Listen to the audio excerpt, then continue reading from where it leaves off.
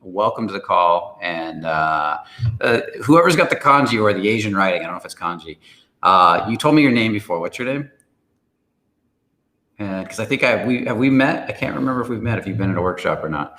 But Kato, welcome to the call. Good to have you. And so today we're going to be talking about subcommunication with Nikki. How powerful, because I always talk about subcommunication embodiment and how powerful subcommunication embodiment completely and utterly affects the way you come across as men. And Nikki's been working for Fearless for what? We were just saying 6 years. Mm-hmm. And so for the last 6 years, she's been watching the guys change in workshops, watching them go from beginner to advanced, change their lives, change the way they're being. We were just doing some work today. We're in the middle of we're not in the middle, we're at the beginning. At the very beginning. Yeah. Beginning of a 2 week long program for men that are going, working with models about 5 hours a day. Nikki's one of them. Yes. And they're getting the shit triggered out of them. They're changing, they're shifting. They're out right now doing a bunch of work out in the field. And they're going through massive change. So I'm going to be on YouTube a lot this week and on Instagram a lot this week doing updates. So check out the Instagram channel if you haven't already. The Fearless Man is the Instagram. I have my personal Instagram, Brian Bajan, no dot or anything in between, just Brian Bajan. I'll be putting most posts on there, mostly stories. And then you can check out the YouTube channel. We're going to start posting stories and stuff up there every day this week, following some of these people. Raymond, for example, through the process of change that he's going throughout the week. And Raymond's already changing quite a bit. We were talking about him today. Yes. He, that was my number one little star pupil today. It was Raymond, right? Yeah. You always have your star pupil. I do. And you guys can never pick out which one it is because I have different things for different guys. But yes, he came in smoking first thing this morning. And again, you said the subcommunication was 5 stars out of 5 stars. And there was absolutely no verbal communication. It was literally, I felt the ebb and flow of his energy. We had a whole conversation to a point with no words that I thought he was talking. And I was almost on the edge of my seat and then thinking he was, going to say something, and he opened his mouth to take a breath in. And that was it. But it was just so, I felt heart space. I felt the complete body from head all the way down to cock energy, all of that. And I was like, at one point, did you tell me to because I wanted to, talk. I didn't say one single word. It was all just that communication. Yeah, that's what the guys don't understand. Is that the communication for the average guy on the call, and you guys can tell me, you put comments in there and so forth and let us know. David, hey David, what's up? Yeah, good. I'm going to do my best to remember that. But what a lot of the guys don't realize is the power of who they're being before they say a word. A lot of guys think that it's all about what they say it, how they move, how they walk, how they talk. But microexpressions, like we were looking today at the subtlest microexpressions, and the microexpressions have a massive effect on the way you feel. Is that not correct? Yes. And so these microexpressions, like how closed the heart is, how open the heart is, how closed the throat is, how open the throat is, affect all the little facial expressions, the eyes, that type of stuff. And as the guys start to work through their resistance to feeling their body, because that's really what's going on. They're trying to shut down their emotions to resist their vulnerability. Mm-hmm. And throughout the week, they're constantly learning to feel their vulnerability more and more and then own it. Yeah. Own it like a motherfucker. Yeah. And that's what makes them attractive. Is that not true? Yeah. And then when Raymond had his vulnerable moment, which he said, he was being transparent. Like I didn't, not necessarily with me. This is now with the whole group, where he was like, I didn't really want to show that side, but he actually went through it. And me and one of the other models were over there, and I said, and Brian was like, yeah, do you feel, stronger, like that? And we were over there, and just to see that vulnerability was like, is he not like extra sexy right now? And she's like, I know, right? And then I was like, who were you talking to? She's cute, the Latina model. The new one. She's been here before. She was sitting, so she's the one that I said come over because she was feeling all emotional from him.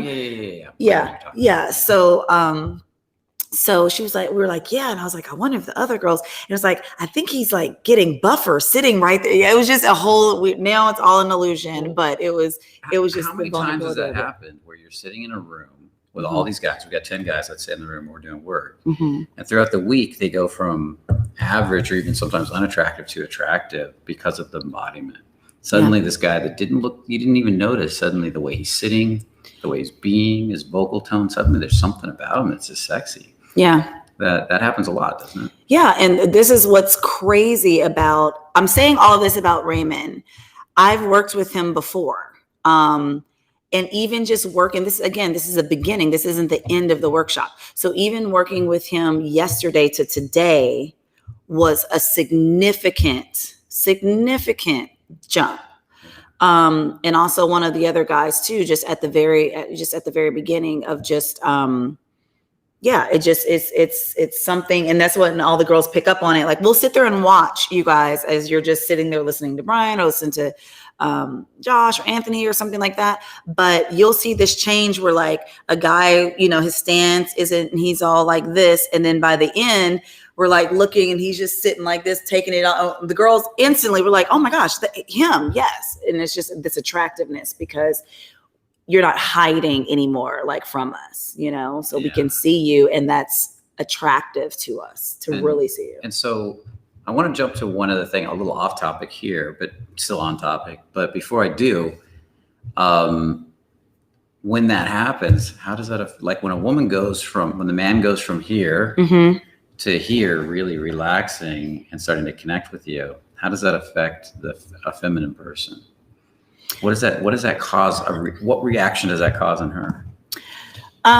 For myself, you feel connected and you feel attracted to them, but then it allows myself and my body to be relaxed and to just not have that guard because we have to naturally as like women to not have that guard up. So, and then if we have that initial connection, I feel like I'm relaxed in my body. He's relaxed. Like now I'm curious about like, what else, what do you have to say or something about you? And then either you. Well, it brings up an interesting question. If you're in, by the way, Luis McCoy said hi to you, by the way. I know, Luis. Hi.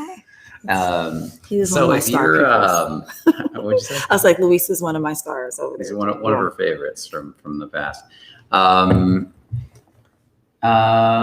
the mic a little more towards. Yeah, my voice blends, so I'll do this. There we go. Is that better?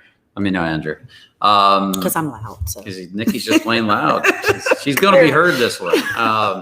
Now, when you're in a bar, let's say you go to a bar or nightclub, I'm picturing what it's like to be a woman. You got all these guys walking around. A lot of the guys are hunting. A lot of the guys have got this energy. Some of the guys are in their head. Some of the guys are nervous. Some of the guys are more grounded. What is it like sitting in a bar with all these guys roaming around and one after another's passing you? And I know women respond with guarded, open, closed. How does it feel? So basically he's talking about my last night. Literally at this open jazz bar thing or whatever. It was at a hotel. It was really nice. And Sofitel, yes. Yeah. So awesome. It was amazing last night. And so I had all of those things. And I was there meeting with a guy friend of mine. And we always do live music and stuff together. And when I say I saw every single kind of type of that, it's very interesting to watch, from the ones that's like kind of not as confident and walking through, and you can tell that they really want to say something. That's like, just say something, like here, their head's off their body and they're like a little clothes pulled back here and they're like, hey, how you doing? Right. And there's kind of a darting of the eyes usually. Yeah. And I'm like, oh, okay. Or they look at you like this off the corner of their eye. They're like, hi, how are you doing? And there's that timidity. Is that the guy you're talking about? Yeah. And it's, yes, I call them socially awkward. And I'm nice because I have a little bit of nice girl in me, which a lot of you guys don't think. Y'all think I'm like the intimidating me one, but he knows I am a little bunny rabbit over here. So you can be mean in the workshop. So I'm trying to push you guys. But yeah, so I'll stop and talk, but then it's like, like I really don't have words, and it's just, and because he's feeling uncomfortable, so I'm kind of feeling uncomfortable, right? And then I'm with someone, and this guy that knew a guy I was previously kind of saying whatever, he pops up and he's like, hey, so he just straight cock blocked like whoever I was with, which was sitting, but like in this whole energy, and that energy was like pushing and kind of like I'm confident, I know like I'm the guy or whatever. And it's just kind of like that for me, that doesn't impress me either. So he was overly big energy, and he was just muscling that guy out. Oh yeah. Like, it's just like, if I was just like, oh, if he came, which is also, is he really curious. I like to play with the sub-communication, guys, so you guys can kind of see it. So pay attention. Was he like this? Was he like coming at you like, hey, what's up? How you doing? You know, and there's that pushing of energy, and he's confident, but he's like, hey, how you doing? What are you up to, Nikki? Just blowing this guy out, putting a little wall up, or what? It was kind of like that, but it was just kind of like this cocky, like, I know I'm the shit. Oh, I saw him. I'm definitely better looking than this guy or whatever, you know? Mm-hmm. And so, and just like, I have this arrogance of having it all together, you know, so what are you doing here? Oh, okay. And so trying to hold my attention, but then it's like, so it has to be on the I don't want to say sub-communication, because I was just like, I see what you're doing. You know what I mean? Like, I see you're trying to, and it's not really working for you. Now, there has been where guys can do that. And then next thing you know, the girl's like, what am I? I'm off. I'm going off with this other guy. But it was just that kind of communication. And it definitely gets more success than the first guy. Because there was no, he's actually talking. So yeah, the other guy is kind of like, it was okay, thanks. You're pretty. Thank you. Like, again, the other thing is, like you were saying, it's not about what you say at all. It's about who you're being. Yeah, it's about who you're being. I mean, on my love language, my lowest actually is words of affirmation. So, oh, you're beautiful. Oh, you're amazing. I'll be nice. I'll say, you know, thank you. I receive that because I'm, you know, I will receive compliments, and it's just in self-love. But you can say that, and I know you have a hidden agenda. You can say that, and it's just kind of surface kind of thing, you know, like, oh, let me say something so then I can get in and talk with her, you know. And they're literally during Labor Day weekend, this guy comes up to, super cute, like Bruno Mars, comes up to my girlfriend, and he's like, hey, yeah, don't worry about it, because I already have a girlfriend, so I'm not, you know, I don't need help in finding pussy, but you're beautiful, and did it. And it's like, what? And his roommate was terrible, was like, oh my gosh, like behind me, I was like, what? But like, who says that, right? But it wasn't even coming at her like with the line to like break the ice, sort of say. He just like came in, and it was a nice heart space, and it was like directed energy, like, you know, like I'm coming like toward, but it wasn't like a pushing. You're saying that compliment worked to some degree. Yeah, there was a whole conversation. And then I was like, wait, is he lying? Does he have a girlfriend? Or some guys do. Some guys say that to disarm. Right. And if the guy's really in his head and tries to use that to disarm, he's gonna be creepy as fuck. Yeah, that's what. Right. If he's really grounded, he's gonna get away. I had a friend who was really obnoxious, and he was good with women, but he was obnoxious. He was annoying. He was loud. He even had some weird nervous tics, but he was so confident it didn't matter. And he would say some stuff that I do not want you guys to try to say. That's why I don't say it online. But some really brutal things to girls, and girls would laugh and come over and talk to him because he could do it so congruently. Right. You know, and he would yell at him from across the room, and a girl would be like, look at him like with like a fake disdain. Right. and he'd say something, and she'd be like, well, what if I just kicked you in the balls? And he'd say, come on, how are you going to kick me in the balls when you're gasping for air? And then she'd smile at her, and she'd go, laugh and run right over to her. Right. Yeah. And you're like, what the fuck is this? Right. Yeah. And it was funny because the guy that was behind him, like his roommate, was like stark white, like, I can't believe this dude just said this to this hot chick kind of thing. And we laughed, and it was to the point of, it was just sort of like, I kind of was like, well, girl, you're gonna give him the number? Like, we're still, because we were like, wait, does he have the girlfriend? Does he not have we don't even know. But then, so now, but I'm just saying, like, it was just, he had a great and then most time in LA, people are like, oh, it's great energy, but it's like, it's deeper than that. It's like, he could have said anything, you know? So he had a vibe going on. Yeah. And it wasn't like this. I mean, it was a sense of confidence, but it was just because I'm in the work, I recognize, oh, he's balanced in his heart space and his energy is being directed. Yeah. So otherwise I would just be like, oh my gosh, she's hot with great energy. Like, yeah. Well, now you know exactly. Now I know. Now like you can now. see, 'cause she's done the work for so long, guys, that she can see, oh, he's coming from his heart. He's coming out of his stomach. He's dropping into his turn on. He's grounding the moment out. He's creating a safe space. All these things that I teach you to do. The Art of Fearless Seduction, guys, check it out. It's my book. It talks about a lot of this stuff, basic level stuff to really get this stuff going with exercises on how to do it. So, Andrew, if you can't put a link to that in the chat, check it out. It's my new book. It's awesome. But that'll give you the basics of what we're talking about here, because so many of you guys are trying to figure out what to say and trying to come up with all this creative shit to say, but you haven't got who you're being worked out. And that's the biggest challenge. That's what women are responding to. That's why some guys can seem to break all the rules and still make it work, okay? I remember I was walking down the street. There was this girl I dated for a while. She's really cool, a good friend of mine now. She moved kind of far away, but she was just awesome. And I was walking down the street at 3rd Street Promenade. And I was just doing my highs. You know, we do the highs. Mm-hmm. We walk around. Hey, how you doing to people? Hey, how you doing? Waving to people. Right. And I was really open-hearted and having a good time that day. I was hanging out with Anthony. And I yelled to this girl as I walked past her. I think it was like the end of the day. And I just yelled out. I was saying it to everybody that I passed. So I just see this girl and this guy. And I'm, hey, guys, how you doing? Because I don't skip anybody, girl or guy. And suddenly she goes, I hear her yell out at me as I'm going by. Why are you saying hi to people? And I turn around. Oh, I just like to say hi to people. People are cool. People are cool. Yeah, people are fun to talk to. I mean, I like meeting people. You know, it makes me feel good. Yeah. Why? Well, why are you curious? Or why are you so curious? I can't remember what I said. I don't even remember what I said. To be honest. And I remember this guy sitting there talking to her. And I just went over and started talking to both of them. And I turned and I talked to her, and she had this great energy, this vibe. Like, you've got like this flow. Mm-hmm. And I turned to him and it was like fucking dead weight. And I was like, he was like, yeah, da da da. And I'm like, oh, this dude's hitting on her. And I'm like, he's trying so hard, and I'm blowing him out with a high. Right. You know, and I felt bad. I'm like, my high overwrote his whole conversation. Yeah. And blew him out. She was probably looking for a way out, so she yelled at me.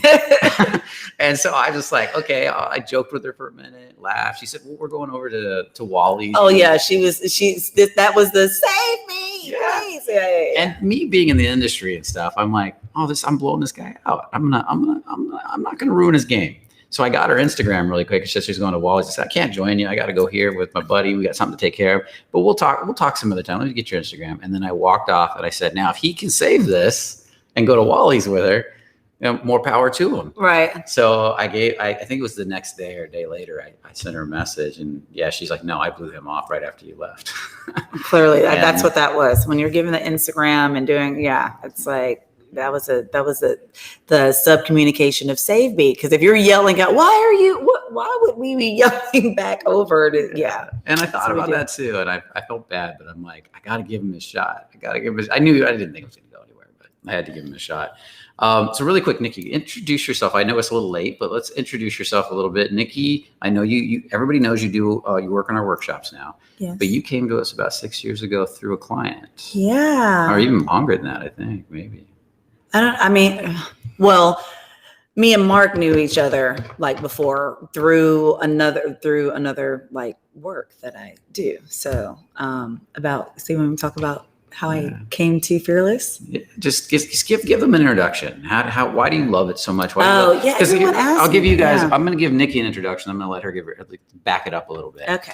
Nikki loves you guys. Nikki comes to workshop after workshop after workshop fighting for your changes. She wants you. She every time she picks out guys and she works on them hard and she tries to get as many changes as she can.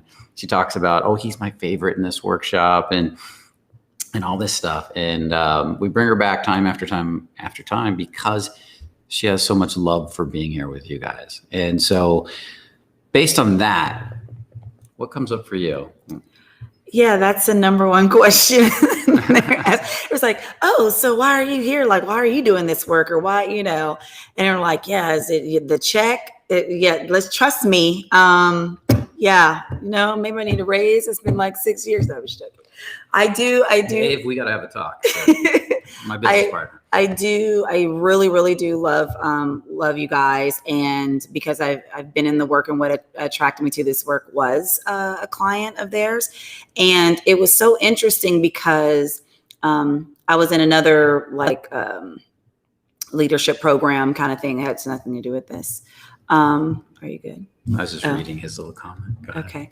And he's like, pull it away from Nikki because she's loud. And so I saw this guy go from not even able, because we were doing like classes, has nothing to do with this, nothing. And I just saw him over, and it was through months, probably like 6 months or so, or long. I think the whole program was like almost a year. Gosh. Somebody else's program. Yeah, this has nothing to do with none of this. It was just a class I was taking. It was a program for like leaderships and stuff like that. And he was in it. And I just watched him go from like not even being very shy, not looking at me in the eye, not just, not really, like grounded. And he was so sweet. I was like, he's so nice. And he's like, but he would be in the friend zone, but yeah. I saw him go from that all the way to like by the end of the program, just a completely confident, grounding, not caring, not in a selfish way, but like just not caring about expectations or being validated by me. Before it was just like, well, I hope she likes me. I hope, I just want to have a conversation with her kind of thing.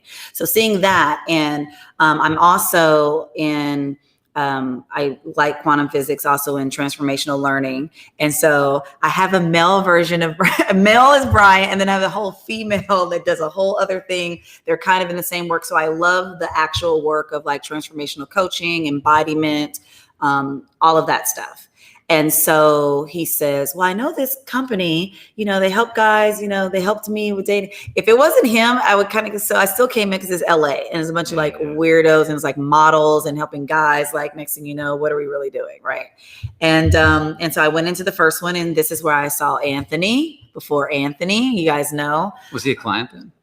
I feel like, because this is I feel like this is at Westwood or something. Anthony, the coach, you guys all know Anthony, right? Yeah. I'm just saying that in the beginning, like all the coaches, I saw them in the beginning, night and day. And even with the new, like Sam now. Yeah.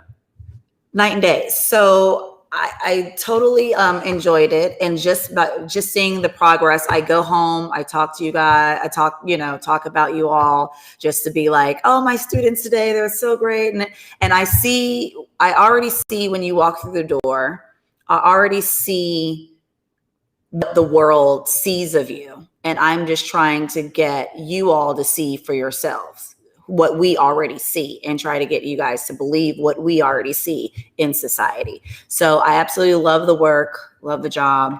I don't even see it as a job, really. I was super excited about this workshop. So yeah, that's me on my introduction.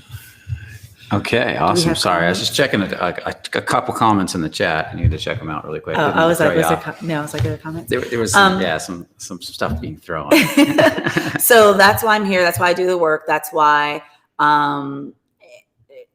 that's also why I push some of you guys really hard, because I know, and then you get confident and you're like, oh, I got this now, and I'm like, no. Now I'm going to figure out a different way to break you, and a different way to break, because it's all about you evolving and you growing. So when she says break you, what she's doing is getting to your insecurities, exposing them so you can let them go, so that when you're out in the real world, you don't get broken. Right. We'd much rather have you break down in the room, go through your shit, let it go. Right. Learn to laugh at it. Yeah. Right? And not be reactive, because that's the biggest thing that I run into in everyday everything. Just reactive. Like if a guy is rejected or something, like, and I'm like, I get called all kinds of names. Well, fuck you, bitch. It's like rude. Guys call you bitch for fuck you because you reject them? Yeah, like rejected. Jeez. Yeah, rejected. Like here's the deal, guys. I'm gonna say this. I've said this before. The girls don't owe you anything. If you approach them on the street, they don't have to be nice to you. You approach them. Remember that. They don't owe you a damn thing because you approached them. Now, in response to that, if you decide you don't like them, you don't owe them anything either. Yeah, be respectful, but decide to leave. Don't sit there and keep talking to her and trying to win her over, or just be cool because you're being a nice guy. Like, or if she's being mean to you, let her know, leave. Yeah. Because that's ultimately, honesty is the number one most attractive thing. This indifference to outcome and this honesty. And that makes men and women, in my opinion, so damn powerful, and so damn women that can be really more free from outcome, and these free spirits, these beautiful feminine free spirits, are so goddamn sexy. And the same with men that can be free from outcome and be these penetrating forces. Yes. Yeah. I have some girlfriends. My crew is pretty hard. Like, they're freaking mean. I'm the nice one. Like, they are mean. They are so mean. And some women,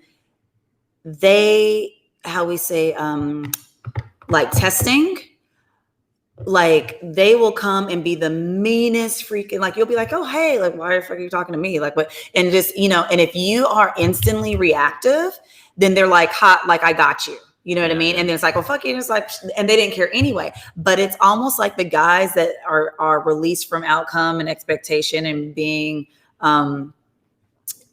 like trying to please, that kind of like that, that has told some of my friends, like, oh, I don't, like, it wasn't even a mean way. It was just like, all right, whatever. And then they're, huh? What? Oh, and now they're attracted because you called them on their bullshit. You wasn't going to stand. So now they know. For them, how they tell me, it's like, yeah, that's how you weed through like the weak ones, and not like, if you can't handle my bullshit on this initial, like, I'm not here to handle yours. Like, I don't need another man baby. I'm not trying to do all that, just to. It's 100% true. I agree with you. Because if you're being hit on all day long by different men, you got to figure out which man can handle the shit when the shit hits a fan. Which man can be at your confidence level. Yeah. And that's really important. And the key to attractiveness, whether it's on stage, whether it's with women, whether it's in a job interview, is you're not losing your frame. And what I mean by that is, and a simpler way to put that, guys, is as she's a bitch to me and starts to be mean to me, or starts to poke at me, or starts to tease me, can I not let it affect me? And can I stay happy, actually? Can I stay in a good mood? Do I get emotionally affected? Do I be like, oh, she's just having a moment, it's okay, and I just, like, doesn't bother me. I'm happy either way. If she doesn't want to talk, she doesn't want to talk, whatever.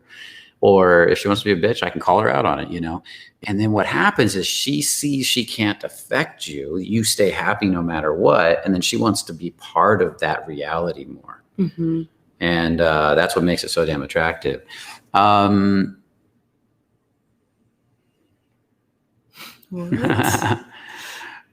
She didn't say she was mean. She actually said earlier that she's actually usually nice to guys when they approach her. She has girlfriends that are mean on purpose. There are a lot of women that are mean when guys approach them. Yeah. It's very, very common.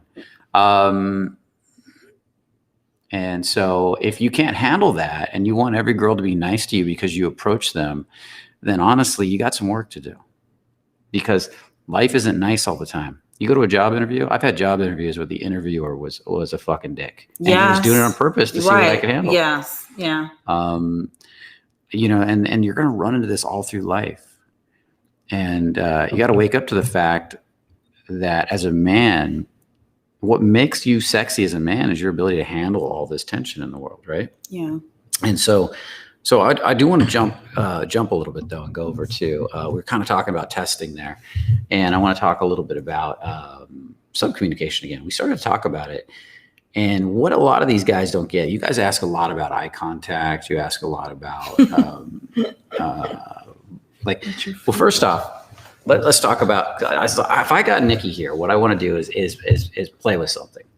The masculine is typically more stillness. The feminine is more expression. Would you agree? Mm-hmm. So if we look at a tree, the branches, the leaves flowing, feminine. Look at the tree trunk, masculine. You look at water, the riverbanks, masculine, the water, feminine. Everything has male and female polarity in it, right? And so as a man, part of what women, and a lot of you guys don't realize this today, are looking for is more of that underlying stillness in a man. Would you agree with that? That ability to be solid under pressure, not get that reactivity is the lack of stillness, right? The sudden reactivity to the wind, to the moment, you see what I mean? But the riverbanks don't get reactive to the water. They do change over time, but it's a very slow changing process where the water is in constant flux. And so as a man with a woman, when a woman comes at a man and he stays non-reactive and he opens up and opens his heart, his heart doesn't slam shut, isn't that part of what makes him attractive? Yeah. Him just saying that was hot. Like, and what was behind the energy that was behind that, like wherever you were in your body, like you just saying him behind just standing in the stillness of it. Cause it's just, it just makes us feel safe. Like there's a safe zone. Like, yeah. And then we might feel free to express our femininity more, open up more. Yeah. And that usually causes, as I become more still, that causes the feminine to usually go up a little bit more, want to express herself more. And one of the ways a guy can do that, there's many ways a guy can do that. And every guy's going to be good at different ways. So I want to hear some of the ways, but I'll present one. One might be slowing down from time to time, long pauses, and in the pause, enjoying himself, like stopping for a minute, taking you in and enjoying himself in the pause. Another one might be getting heavier in his vocal tones a little bit, you know? Oh yeah, that one's good. That has been totally used on me. And we're not giving you techniques, but yes. Well, you got to feel it. Right? Yeah. If I just lower my vocal tones and get all, it's not going to work. Right. There's got to be feeling it. Yeah. Okay. Another one that I think is interesting, I saw that somebody didn't talk about. I was watching this guy talk about this the other day. But one that I think is interesting is being a little more penetrating, because that's also masculine. Say feminine explodes out, so you might have all this expressive energy, whereas the masculine is going to be more looking in and might penetrate and then receive. Penetrate and receive. So if you guys watch, that was hard. I'm going to turn this down a little bit. If you watch me here, hopefully that doesn't get screwed up. If I look at Nikki, there's penetrating energy, which is more like right here, where I'm actually looking at her left eye and I'm being present with her. Now, what a lot of guys do, and I'm going to do the opposite. You tell me when it goes too far. If I start to do this, already there. See, you see, she said you're already there. I started to push too much forward with my energy. Didn't take much. But if I relax into my back and just go a little wide, and then I can narrow without pushing, and she can feel me kind of almost knocking on the door of her consciousness, I guess you could say. I don't know what word to use there. Yeah. Yeah. And then the other side of it is like I widen a little bit, and then I let you come into me so I can witness and experience your feminine. How does that feel when I do that? It draws me like closer, and I feel more relaxed. Like that was intense when you did. Like I was like, oh gosh, like it's Did you actually feel the switch from this direction to this direction? Like the fact that you literally was pushing. I don't do well with that much energy pushing towards me. The other one was like, it was open. I felt when you was here, I felt that you were engaged in whatever I had to say, whether you're listening. I would believe that you are actually like interested in what I have to say, and you're kind of have to be. Yeah. To do that, you can't fake it. I mean, I actually have to let you in. Yeah. And let's say I let you in, and it only goes so far, like right there. Yeah. That's hitting my analytical mind, right? I'm stopping it right here, thinking about it. That's what you're probably feeling. Yeah. So I let it come down and open right here. Yeah. And I start to. Now I'm letting you in lower, and then I'll keep dropping it down. Yeah. And then it starts to get even deeper and deeper, and we create what feels like a little bubble. So I'm doing a lot of what's in the book, guys, the Art of Fearless Seduction. So you feel that bubble start to happen, and then we start to feel really good, and there's a moment where we get sucked into each other. Okay. Now, to be good at this, a guy also has to be able to. This is where a lot of you nice guys fuck up all the time. We're right here. We're connected. We're having a good time. And then you get into the wanting. So you start to go forward, right? You feel that wanting. and then what happens is the next piece is because you want to connect so bad because of your nice guy syndrome, you don't know how to get rid of the wanting. And the best thing you can do is break rapport. So if I'm starting to want, the best thing I can do is let her go for a little bit. self-amuse, take a drink of water, let it all go. And then when I'm calmed back down and I let go of the wanting, then come back. And that will actually feel better to her than if I just keep going in like that. Okay. Really important. Are you guys understanding? Can you guys see what I'm talking about? Go ahead. It takes a minute to write. The fearless man and the rudeness routine is a lot more common these days. I have noticed it. I'm 48. I wasn't always like this. I don't know what you mean by the rudeness routine. You went back into your back after. Yes, I went back into my back. Good job. Good. Yes, absolutely. I get worried that you guys can't see it on the camera. This camera, a lot has to translate to get to you guys. Okay, awesome. Can you do it facing the camera so we can see the difference? You don't actually have to stay in either the heavy or the lighter feelings. You want to welcome the lighter feelings and ask your. Okay, that's Anthony talking to somebody. No, you don't get rid of the attraction. You talk about by breaking rapport. I'm not getting rid. You actually can increase the attraction. Yeah. Because a woman wants to know you don't need her. You're choosing her. So if I'm connected to her and we're having a moment, and we're really connecting, and then I can let her go and take the energy away and then come back, that shows her I don't need her. Because if I need her, then she can wrap me around her finger. I'm not really confident. But if I can at will walk away and say, I can take my energy away. I don't need you like a lot of guys do. Right. Straight dropped my ass right there. Did y'all see that? Could y'all? Okay, go ahead. Yeah, it was like, and then it's like, what? And then we get all like conscious, but yeah. And then women start chasing more and more, which gives you some, because in life, how often are you being chased versus chasing as a beautiful woman? Mm-hmm. And a lot of beautiful women are constantly being chased, and the guys don't give them space to chase them, which is a lot of what the feminine wants to do. The feminine wants something to dance for, to flow for, to be beautiful for. And that's what you guys are missing. Okay. I'm starting to speak softer, so hopefully you guys can hear. A lot of times when you get into these intimate spaces, like we're doing here, my voice will change automatically, because I don't want to be yelling in Nikki's face, because there's a direct transmission of feeling. Mm-hmm. Now I want to show you guys something. I'll see if you can see this. Let's get rid of this private chat. Okay, cool. See if you guys can see this. As I look at Nikki, I'm going to go up here. This is just slightly different.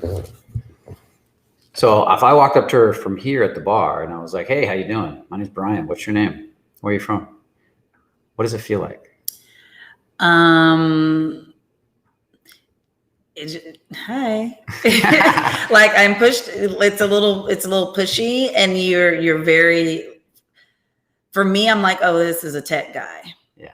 Why? Because I went. Where was I focused in my beingness? I just feel you all here. Exactly. And like, so we're about to have a very intellectual conversation. Now I need to like, what topic is he going to quiz me on or talk about, that kind of thing. So okay, yeah. Good. Did you guys see that? That's exactly right. It's exactly what I did. I went into my head. I locked myself here. I locked out a little bit in the throat, and I started talking to her from up here. And I was like, hey, my name's Brian. What's your name? Where are you from? Oh, you really, I love your hair. Nice to meet you. See, you see the little ticks in her eyes, and she's pulling back a little bit. Who can pick that up? That's happening automatically. And I want you guys to see that. Yeah. And a lot of guys, how many guys do this when they walk up to you in places, in like bars or on the street? How many guys do stuff like that? Yeah, that's what I call my socially awkward. Yeah, because that even was a slight change of energy than the first guy. That was just like, oh, because I'm attracted to intellectuals, but still it was just like I wasn't relaxed. I was like, okay, so I now have to put on my smart hat because we're probably having this about politics or something like that. So brought you up. Yeah. So I'm not. We're gonna have a great conversation. The other guy, it was kind of like, do you know what you want? Like, are you interested in me? Like, who are you talking? We're talking to me. Okay. Yeah. It's like, I'm not sure that. So I'm cutting you off from my emotions. Mm-hmm. And I'm giving you an intellectual intellectual conversation. So you don't know what I'm feeling. Right. So how safe can she feel if she doesn't know what I'm feeling? Now, the next piece, let's say I go up and I go to talk to her. There's the intellectual guy. I'm not even saying anything. Well, now I am, but I wasn't when I first looked at her, but I'm looking at her from the intellectual guy. Okay. And there's a sense of my energy's up here. Now I'm going to start to relax a little bit. And all I'm doing is relaxing here, relaxing in the tongue, and then I'm relaxing into the chest, and I'm opening the chest a little bit. And from here, I'm like, hey, what's up? And there's a different energy. It's lighter. It's still not fully down, but it's also not fully up here. It's somewhere in between. And I could walk up and say, hi, how's your night going? What are you doing? And how does this feel different? I feel more relaxed, and I feel more open to talk to you. And I feel that you are genuinely interested in me. Yes. Like, I know your energy is you're just not like, oh, anybody's at the bar or whatever. Like, oh, okay, he's interested in me. Yes. Yeah. So what I'm doing now is I'm giving her access to my heart. My heart feelings right here. And this is when we see you guys do this in the week longs and in the workshops, start to access right here. We know you're going to get into some good conversations. You may not get girls attracted. You might get some girls attracted, but mostly you're going to get some good conversations. Girls are going to want to talk to you. Up here, they're going to want to get away from you. Okay, here's the next piece. If I look at her and I walk over to say hi and I open the heart, but then I drop even a little bit lower. And this is what people don't talk about much. And I start to talk a little bit more from here. Hey, there's a different energy at play. And here I could just be like, hey, I wanted to meet you. Something about it. And what's the difference now? I'm like, what do you want? And why are you, what do you want? Because you're not trying to, like, you're definitely wanting to fuck, but what are we talking about? What are you really wanting? Yeah. And so I dropped all this energy down. And as I drop down, it allows her to feel my lower body a little bit more. And that's why she went into that space. She felt me dropping down here. I could even go lower, right? I could go way down here, and I could start. Let's see if I can do it on cue sitting here. And if I start to go way down here, it's like, hey, what's up? And there's a bit of a player vibe in that, isn't there? Okay. And there's this sense of, as you get into the player vibe, it's right here. And I'm bringing tension, but I'm not pushing, but at the same time, I'm making it well known. I'm dropping to my cock energy. And a lot of girls will get curious about that, guys. A lot of girls will get very curious about that. What's your experience with that? You mean with you right now? Because I even went a little bit lower than I did the last time. Right. It was like on the verge of poking. So for me, I'm just, I was playing that edge. Yeah, it was on the verge of that. So it's kind of like, he's definitely interested. There's definitely a confidence level that's there, but I totally felt he's very strong. I felt you, like dropping all the way low. Yeah. Now let's try to play with something a little different. And we didn't plan any of this. She doesn't even know. I'm just making it up as we go. So, so another one is I come back to the heart and I get really light, and then now I'll play with this energy here. And hey, what's up? How does this feel?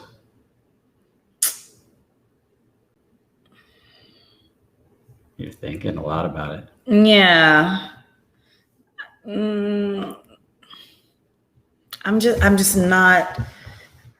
I'm not sure. Like, I would want you to talk more so I can see, like, where are you coming from? It's like, it's bouncing. It's almost like it's bouncing around. Yeah. But I'm not sure. So I'm not completely trusting of you. Yeah. But you could go one way or the other. Are you normally not completely trusting of a guy when they walk up? Yes. Yeah. So that's your normal pattern. Because what I did the first time, well, I went to the heart, then I went to the stomach, then I went to the turn on, and now I went up and I went heart and stomach and a bit of turn on. I kind of went through all three. And a lot of times girls will respond pretty well to that. right? But there's tension in it, right? Yeah. So that tension is still. Yeah, I'm right? like, what's that? Or, Well, yeah, what I did was I added more heart to it to make it feel a little safer. Now, let's say if I wanted to, I could add a lot more heart and pull up and out of the turn on a bit and go way up here a lot more. Yeah. And be like, hey, what's up? And just Like, make it light. Yeah. So now I'm making it light. Right. Now you're a cool guy. Yeah. Like, cool guy, great conversation. So I don't know if you guys can see me shifting up and down, but what I'm doing there is I'm adjusting to what makes her feel comfortable a bit. And talking to her from where she feels comfortable. And then I could even drop down. Like right now I'm being more penetrating, or I can be more receiving. These are all different energetic patterns you can play, and you can rotate. And that's what the guys are learning this week. They're working on this stuff this week and the week long. Yeah. I'm wondering what on your range. What do you mean? Like, I want to know, like, I want you to do your range, and then let me see, like, from here. Yeah. You want me to do my range? You want me to just play with different things? For your energy. So I can, because then it's like, oh, well, maybe it's, I don't know, what's my. Well, when you say range, you mean, because Like I just went through a bunch of energies. Right, right. What are you wanting different?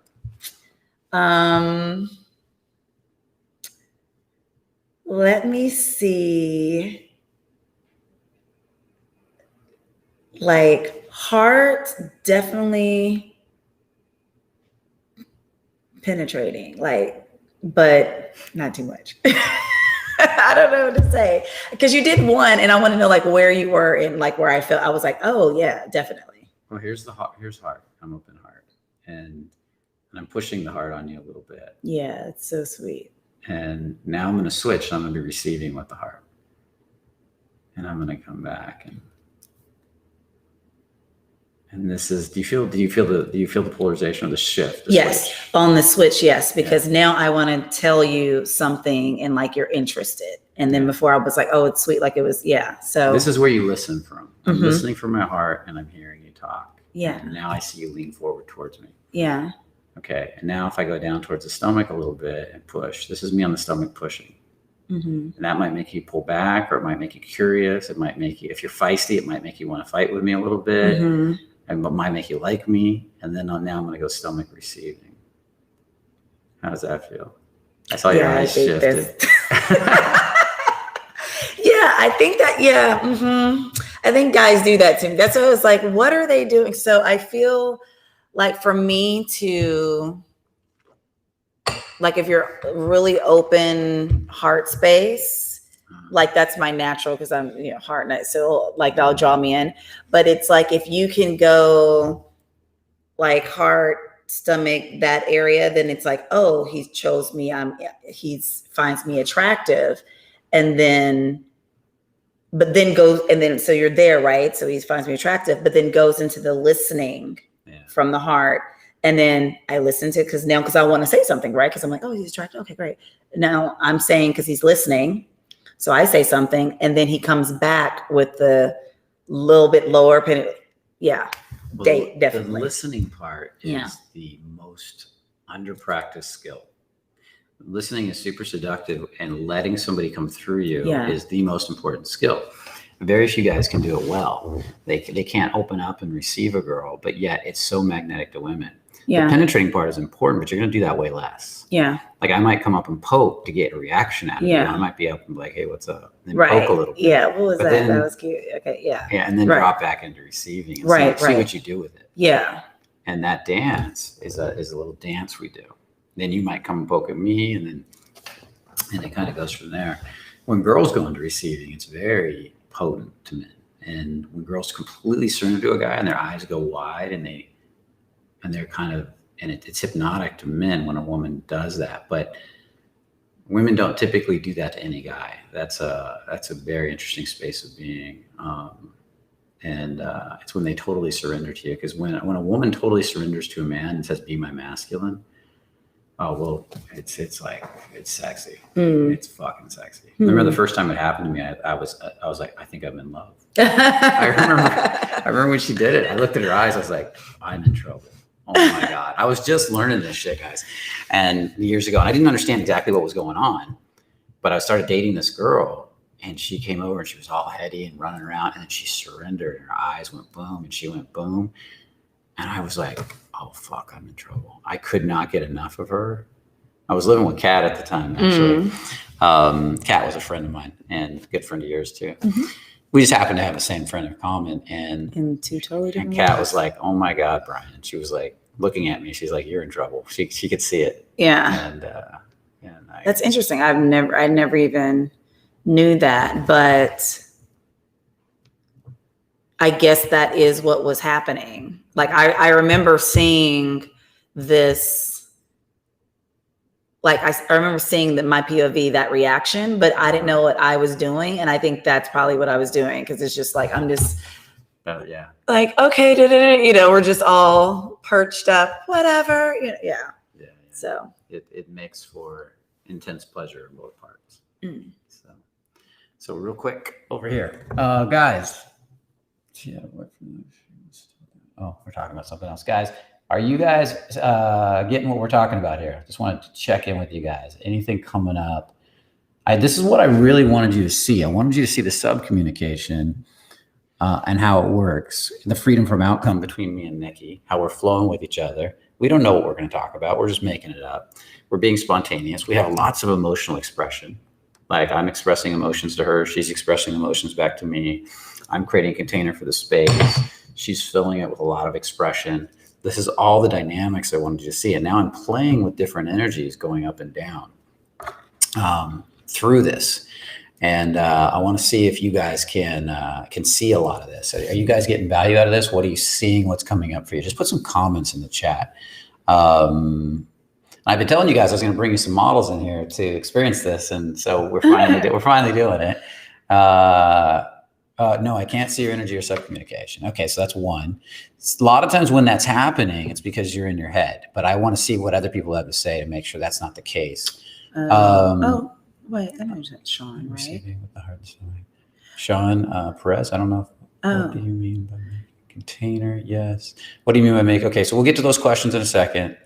But I feel it. That's a perfect way to look at it. You can feel it. It's more of a feeling than anything. Yeah. So guys, I don't know because I'm looking, so I can't see, as far as the camera, but instead of really getting close to the screen and trying to look to see what he's doing, it's like, can you feel the energy like coming from me if you're watching me be, in response to him or vice versa? Because if you can just feel, because I have very strong energy, if he's penetrating, I'm just like, and don't necessarily look for the actual movements of things, but just kind of, if you notice them, great, but look to see if you can actually feel, even though it's through the camera, but it's and feeling it just like in a movie. It's exactly right. And I love it. So we're getting several of them saying they can see it and feel it.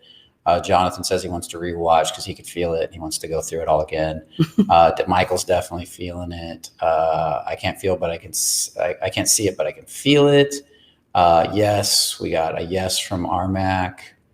Any methods used to exercise energy switching? Great, John. So these are great questions. We'll get to these questions. Don't look at the movements, but observe the interaction. Yes. So you want to watch with your heart, not your head. Yes. Yes. If I try to watch energetics with my head, I will analytically not see anything, and you'll sit there. And we have this problem with clients in the beginning. They come in, I can't see anything. When they start learning to feel here and feel this here, all of a sudden it all starts becoming clear, and they start seeing stuff. They're like, "Oh my God, I couldn't see that before, and now I can see it. I couldn't feel that before, and now I can feel it." When women look at you in the bar, you walk over, and you tell me if this is true. And they look right at you and they take you in, and then they make a decision about you in a second. What are they doing? Actually, I'm going to just ask you. I'm not even going to say, what are they doing? How are they doing it? How do they make all these assessments about you that fast that are actually usually pretty damn accurate? Like you're sitting with your girlfriend, you see this guy coming over, you both look at him, then you look at each other and you have a conversation without saying a word about what you feel about this guy, right? Wait, I'm getting confused. So I'm looking at my girls and we have a whole conversation. Let's say, okay, that's the scenario I'm creating. Yeah. You're sitting with your girlfriend at the bar. Here comes this guy. Yeah. And he's walking up and you can see him coming from the corner of your eye. So you look at him, she looks at him. Yeah. You both make your assessment as he's coming towards you. You look at each other. Yeah. You communicate to each other how you feel about him. Yeah. And then it's done. And you hasn't even said a word yet. Oh yeah, that happened. Yeah, that's 1,000%. We do used to call it girl coding back in the day. And that was our little nickname for it. Yeah. How do you do that? How? Yeah. I know it sounds cliche, but it's like, it really is your energy walks into the room before you do. But to do that, you can't be in your head. Right. No, you're not. It's just, again, it's the feeling. It's like, oh, she has that little look in her eye, or that spark or whatever. It's not a real spark. It's actually the energy of it. So women, I feel more so majority of us come from the heart space. Yeah. So that's why I would think that we're more intuitive, and like we pick up on that. And then, so that's where we're going first. And then we assess the whole physical package of it all. And heart doesn't always mean loving. It means feeling. Yeah. So if somebody's coming from the heart space, they could be very sad. They could be feeling through their heart and be very angry, but the heart allows them to feel and see a lot of subtlety. Yeah. And at the highest level, when the heart is cleaned out, it's very loving. It has this nice love, joy, appreciation, gratitude. Would you agree with that? Mm-hmm. Yes. Okay. Yeah.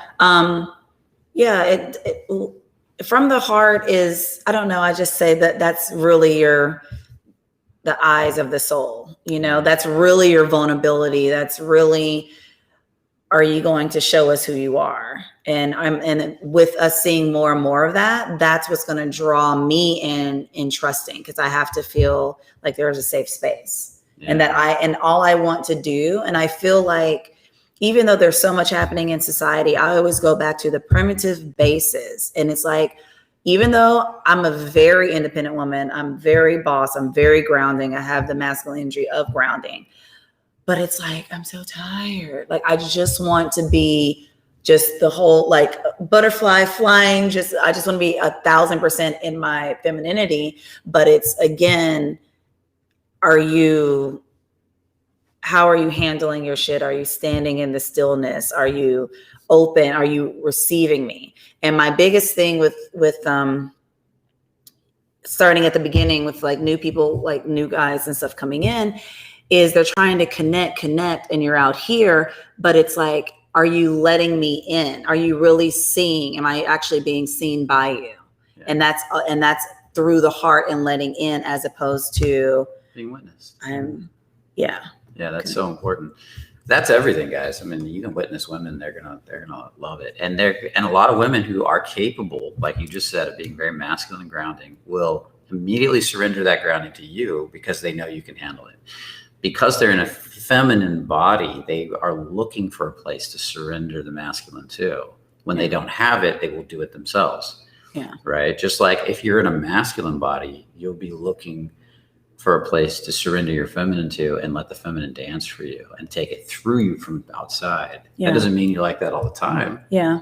It's a dance, right? And we together, maybe at work, I'm in my feminine more because I do a lot of creative work. Yeah. And then I come home to you and I sit back and I drop into my masculine and let you become my feminine, or vice versa. Yeah. And that's what a relationship's all about. Yeah. Recharging the body for the next day. Yeah. I've definitely seen that, like, where guys in their creativity, and then it's like, now I can like be more in the masculine stuff. So, I think men that can explore or knows both of those areas, masculine and femininity, will have kind of like an upper hand on things. I think the happiest couples are ones where both the man and the woman are capable of being masculine and feminine. Yeah. But they choose to polarize anyways. Yeah. Like let's say she chooses feminine 80% of the time and he chooses masculine 80% of the time. Yeah. But when they need to, they switch. Yeah. And that's the power. So, and those are the healthiest relationships. That's what we're heading towards. That's what the world is evolving towards. Okay, so I want to do a quick commercial. This has been really good so far. I want to remind you guys about the book. I already told you about it, the Art of Fearless Seduction. Oh. Dun, dun, dun, dun. Right here. Here it is. And you guys can get a copy of that online if you want to get a copy of it. It breaks down a lot of these principles. And also, if you look on the screen, it says the Integrated Man Summit, November 4th through the 6th in Miami, Florida. That is our next big workshop coming up, where we'll be talking about a lot of these principles. I'll be teaching just a little bit in this one, not a lot. Josh, Anthony, Andrew Bustamante, the CIA spy, will be speaking at this one.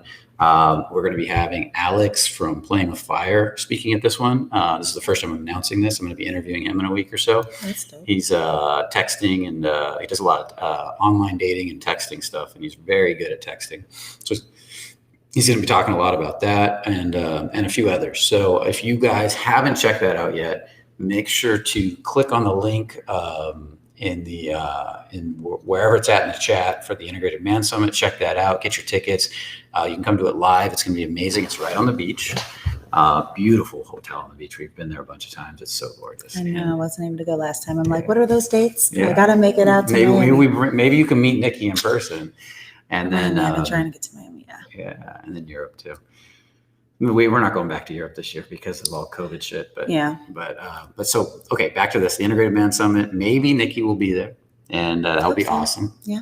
Meet her in person. Beautiful hotel, and there's also online tickets available. If you can't get there live, you can watch it online. And VIP tickets, where we have a private dinner where you can ask all your personal questions privately to all the speakers, where we all get a little panel together, and you guys can just come at us with whatever you want. Okay, guys. So these are all the things that are happening November 4th, 5th, and 6th. And yeah, get your tickets now before there's a good chance they could sell out, because we do have a limited size space, and we're not going to be able to take unlimited amount of people. So with that said, are you ready for some questions? Yes, I am. I already see one. I'm like, loving it. We're up to 82. And oh, really? Okay. Yeah, if we get you back, we'll do a week's worth of marketing next time, because this is last minute marketing, and I don't even know if they told anybody you were going to be here. But if we did a week's worth of marketing, said Nikki's going to be here, and one of the models are going to be going through this stuff, I guarantee you we'd have 150, 200, I don't know, something like that. So let's dive in. What's our first question, Andrew? Pop it up on the screen. Oh, he does it? Okay. Nikki, you said you saw one you wanted to do? Do you have a question you saw? Or you want me to? No, I just wanted to. Where do you? We can do this one then. Yeah, just do it. Okay. Okay, you ready? Let me read it out loud. Okay. How do you tell the difference between a woman leading you on and actual interest? They are very good at using men for validation. Well, I'll say this about women, and I'm going to let Nikki answer the question. Men's forte is force. We are the masters of tension. We go out, we battle things, we knock down trees, we hunt, we kill, we use force to get shit done. We play with tension to get shit done. That's the masculine. Okay. Feminine's power is subtle communication, a little whisper over here, a little emotion over there. They know that stuff inside out. They know they can feel your emotions at a deep level, and they can help you to, let's say you're a warrior in a primitive village, they help you to manage that energy and to calm that energy and redirect that energy. That's part of what the feminine's so good at doing. At the same time, the destructive part of the feminine is they can use that same energy to get away with shit, a lot of shit. And so leading a guy on is a good example to get what they want. So how do you tell the difference? Again, I always go back on to the energy. So how do you tell the difference between a woman leading you on? So here's the thing. It's so simple and not even complicated. If you feel any type of way, that is like a ding, ding, ding red flag. If you're like, is she leading me on? Is she actually interested, or is she just doing whatever if that is coming up like as a question, then more than likely she is leading you on and not. And so where it says they're very good at using men for validation, I'm not sure if I completely agree with that. I will say that they are good at manipulating men for what they want, as opposed to, I need a validation from you that I'm beautiful. I might like do something to manipulate of something of what I would want to gain from you. Okay. If there's an actual interest, you'll feel, I mean, it's almost like if a guy, or you go into a dealership or something and they're bullshitting you, it's like it's just naturally that you'll feel that, right? If I feel like, if you're not sure of who you are and how you feel about me, and there's that, like he said, we can pick that up so easily. And if I see that, oh, I can kind of poke at this point of him to get what I want, because you're unsure of yourself. And I'm not saying not confident. I'm like, you're just unsure of like on the energy, then there will be women that will use that to their advantage. Definitely. So it's like, instead of worrying, like coming into the situation, instead of worrying about or having an expectation of the outcome, it's how is it that you feel and how is it that you feel about her? And that will translate, and that will weed through the bullshit of women manipulating all day, and we'll have the ones that have an actual interest. And there might be some that have an actual interest, and you're like, oh yeah, she's nice, but I'm good. Thank you. I think this, as you were talking, this idea came into my head. If you guys can reach a point, we got a light problem back there. I'll fix it in a second. If you guys can reach a point where you don't need a beautiful woman's validation to feel good about yourself, then it's going to be harder for women to manipulate you. But a lot of guys run around saying, oh, you see it in the workshops. They're craving women's attention, and they're the most subject to manipulation. Yeah. Because this beautiful woman starts to pay attention to them. They're like, oh, yeah.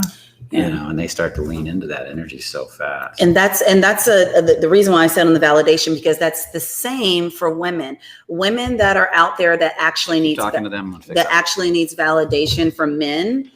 You could say anything like, oh, your earlobe looks great. And they're like, really? Oh, thanks. I just like, it's the same kind of energy on that. Like, but validation and manipulation, two different things. So most women that needs validation from a man, they're really, because I have a friend, they're really having a hard time with self-confidence.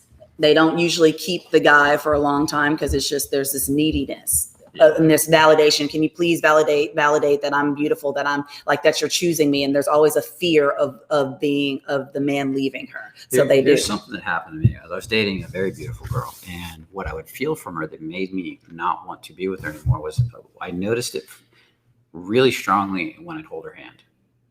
And I would take her hand, let me borrow your hand, and I would feel, and then when I'd hold her hand, when I hold her hand, normally it feels really good. There's a nice flow of energy. But what I was feeling was this from her all the time. Mm-hmm. And what do you feel from me right now? Yeah, it's almost like don't let go. Yeah. And there was a sense of her pulling this way, trying to get something from me all the time. Pretty soon I was like, I didn't want to hold her hand anymore. I didn't want to she wanted me to, there was a feeling she wanted me to constantly prove how much I cared. Yes. And that's what she does. As fuck. That's what she does. And then afterwards, she was like, see what's wrong with me? Nobody, likes you. Yeah. It's all of that. So it's the same thing on the other end of women. That the actual women that's seeking validation, but there's definitely some manipulative women out there. So, yeah. So, awesome. Good question. Let me check the time really quick so we know where we're at. Okay, cool. We're good. What do you mean by making container? Okay. I love telling my guy friends that one. What, to make a container? Mm-hmm. Yeah, that's a good one. A container is where, if I've got a painting, the bookshelf here. The bookshelf is the container for all the stuff on it that expresses itself, right? So if we take a painting, if this is a painting, and this would be the frame, or this is the binding of the book, but it would be the frame. The frame is what allows the painting to stay erect in a sense, expressing itself, so it allows this artwork to express itself. Okay. Without the frame, it all falls apart and it goes to shit. The masculine is the container. So the masculine creates let's say, call it a sacred space or a safe space for the feminine to fill. So a pot would be the container for the plant, for the flower to express itself from. Without the pot, you can't hold the earth, which can't create a container, a safe space for the flower to express outward. Without the frame, the painting falls apart. Without the riverbanks, the water dissipates. That's all the feminine. The feminine is the action, the flow. So if you're on a date, you're meeting a girl in a bar, as you, as the masculine, rest into your spine, which is the container of your body, rest in the back of your arms, rest in the back of your head, and and then use your peripheral vision, your feeling sense, to create a space around both of you in a sense of bubble, a container of us, where she feels safe. Then the moment she starts to feel you've got it, you're the masculine, you're going to handle shit. When the shit outside, like people are bumping in, you're going to deal with it. When something's over here, you'll deal with it. You're the man. You got this shit handled. Then she's going to want to fill that space, come out of her masculine and fill that space with her feminine. And that's when she's going to start to flow for you, dance for you, toss her hair for you, start to be a little more, perk up with her breasts for you, start to be more seductive for you, and start to fill that space and dance around you. If you start to collapse that space and she has to step into that space and take it over, she has to come out of her feminine to do that. And she will. Some women, if a guy's doing a really bad job, they'll just take it over completely and they'll put him inside the container. She'll become the container. And then, but it's going to be more like mother-child. It's going to be more like, okay, let's handle this shit. Yeah. And she's not going to get attracted. Okay. So do you want to say more about that? Yeah. It happens. And for myself, I don't necessarily like that. Again, I like the guy creating the container so that I could be completely in my feminine. And I might do it because it's like, well, he's not protecting us, and I've got to try to, somebody has to protect, otherwise I'm gone, and that only usually lasts it usually doesn't end well, it just doesn't, just because I feel like naturally that's not the flow for like men and women, just humans, you know what I'm saying? Well, so it's just, ever since men were evolved, women were evolved, but the men, if you go into a jungle and you got a tribe, primitive tribe, that primitive tribe is, the men are going to go into the jungle. They're going to find out a space they can contain in the jungle. They're going to clear it out. They're going to create a safe zone. And then they're going to bring the tribe into that safe zone. That's the container for the tribe. Then within that safe zone will be brought in the food, all the supplies needed to nurture the tribe. Then the women will nurture, heal, manage emotions, raise children, and the men will go out into the wild, hunt and bring back more. And they're constantly feeding the safe zone or rebuilding it or expanding it. Mm-hmm. And that's been going on since time began, guys. And that's why women, if they don't have that safe zone, they can't go into their feminine because they have to focus on protecting themselves, which then turns them off sexually.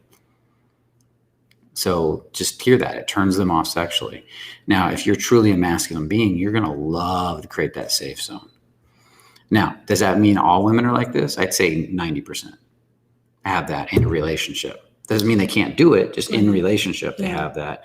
And there's probably 10% that are reversed, right? Yeah, that are reversed. And those work as well too. I mean, but the guy is really, it's a really flip-flopped like role. So, but majority is we definitely love the containers. And if you guys have ever been to a bar or something and saw a beautiful girl and you guys were talking and everything like went into slow-mo and it was like no one else was there and you guys were just so connected, that's kind of like the bubble, the container.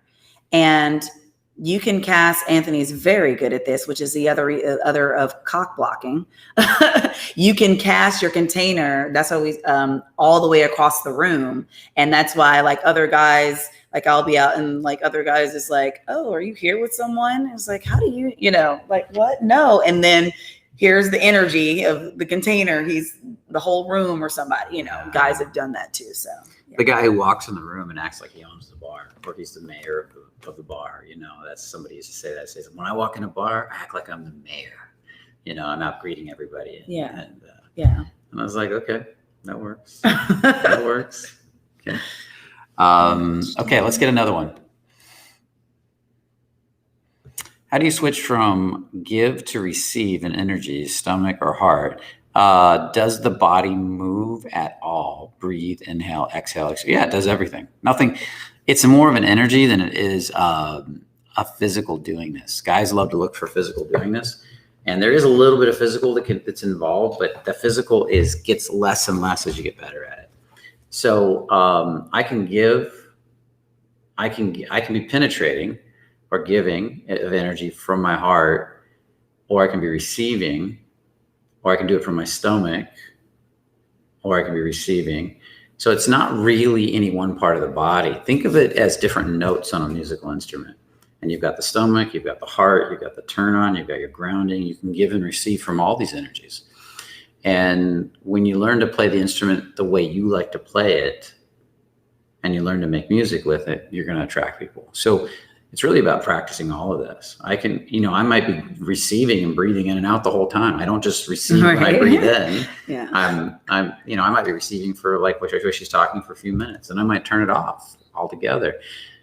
I look at it as, what does the moment want? I set an intention, and then I ask the moment, what does the moment want? Not what do I want, not what does she want, but what does the moment want? Yeah, I have my overall intention.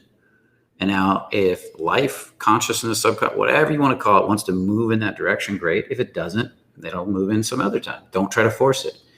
But the less you try to force it, the more likely things will move like you want it to in the end. Because people don't show up in your life by chance. They show up for a reason. It's not like you're out there meeting these women by chance. There is a greater orchestrated reason you're meeting each person you're meeting. So, yeah. Pretty deep. Yeah. Yeah. So do you want to say more about that? I would just say it's also in the receiving. It's also staying in the curiosity. If someone is curious about you, if they're just interested in what you're saying. So that's in the receiving mode. Like if you look and there's something you admire and you want to get to know the person, like you can feel if you're just kind of like, all right, like, I'm listening. And then it's also when you're really taking it in of what they're saying. Like you're really like, there's stories somebody can tell you and you're like, oh my gosh, and like really take it to heart, or you get upset about it, or that's you receiving that information. Yeah, that's appreciation works too. Curiosity works. Curiosity is such a great energy because it's naturally receiving. Yeah. So good one. What else we got? Give me another one. Focusing on feeling. I feel fatigued after a while. Is that normal in the beginning? Yeah, in the beginning. Later, feeling will energize you, really.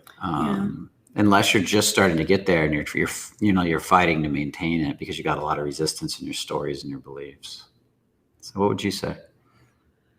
I would say yes, it probably is feeling a little fatigued because it's like you go to the gym, you're exercising a different muscle, but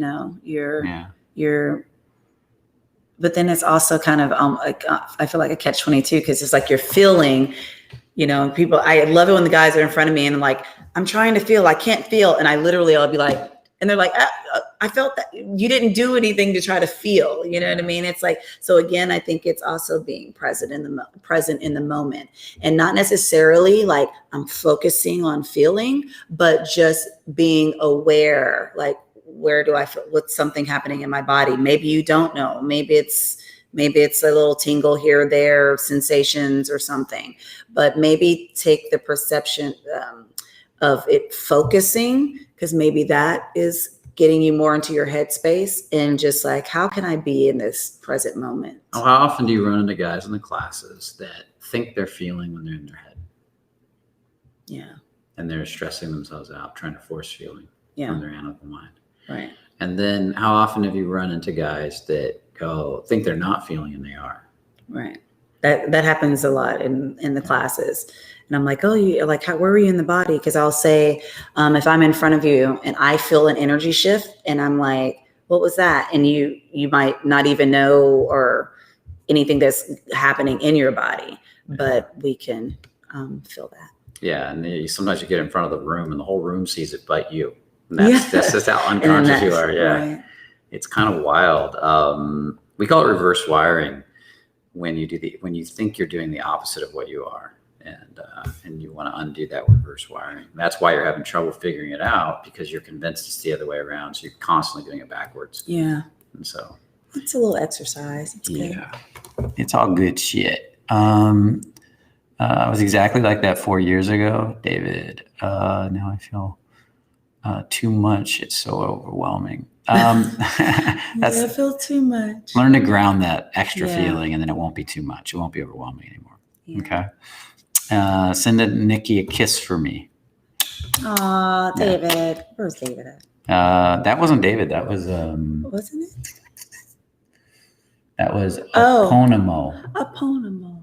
Yeah. Hi, Eponymous. Yeah, there you go. So, okay, give us another one. Yeah, I'm looking. Yeah. It's hard to kind of coordinate the two. I might need like 10 seconds here. Yeah, take your time. I'm gonna read this. She's right. It's more than a feeling. It's about being in the present moment, realizing your thoughts are lies, and being the observer. It's all about the observer of the thoughts rather than being controlled by them. Yes, sir. Hey, girl, glad you're here for this. Oh, somebody likes you, I think, Nikki. Do I know who that is? That's Eponymous or whatever. I wonder if it comes from, the. Does she know you, Eponymous? Has she met you? The Hapono. Oh, yeah, the Hawaiian thing. Yeah. I can't remember. Let her know. She's curious if she knows you. My tough guys that was over there. I saw it. Listen, What tough guys? there were some tough guys in there. They were like trying to come. It's like, no, I'm all love. It's good. I'm telling you, I've got to fight I had to work through my nice girlness. And Brian has chewed me out. He was like, you've been here doing the work and you fell completely back to your nice girl. It's like, I'll get you. Well, I'm thinking about starting a little group with like a family and friends group where we do a lot of movement and embodiment work. And bring you into that. We'll blow out your nice girl if you want. I know. That would be fun. I'm stupid. It'd be fun to challenge it. I'm better though now. It's all about grief. It's all about guilt, actually. That's keeps the nice guy in place is guilt. And then the guilt holds the shame in place, which holds the abandonment in place. It's a whole nother talk, guys. Whole other topic. Yeah, that's an hour, couple hour talk right there. Someone said I wasn't. Someone says, she must not have been loved as a child. They were coming at you. Right. I was like, this is what's so funny about the guys, which I love.